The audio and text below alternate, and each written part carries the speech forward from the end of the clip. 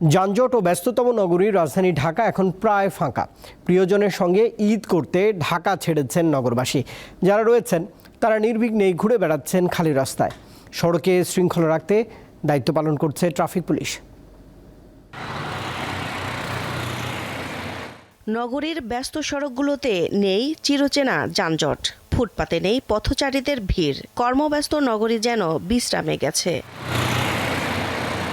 ঈদের দ্বিতীয় দিনে ফাঁকা ঢাকায় যানবাহন চলছে সীমিত পরিসরে। ব্যক্তিগত গাড়ি বেশি দেখা গেছে। সড়ক খালি পেয়ে রিকশা দাপিয়ে বেড়াচ্ছে প্রধান সড়কগুলো। চালকরাও যানজট না থাকায় আছেন ফুরফুরে মেজাজে। এখন তো অনেক শান্তি, আলহামদুলিল্লাহ। এখন যানজট নাই, সব ঘরমুখী মানুষ সব গ্রামে চলে গেছে। যে এখন বর্তমান ঢাকা শহরে একটা যানজট নাই, একটু লোক সংখ্যা নাই, এদিক দিয়ে মোটামুটি ঘুরতে ফিরতে খুব একটু মজা লাগে।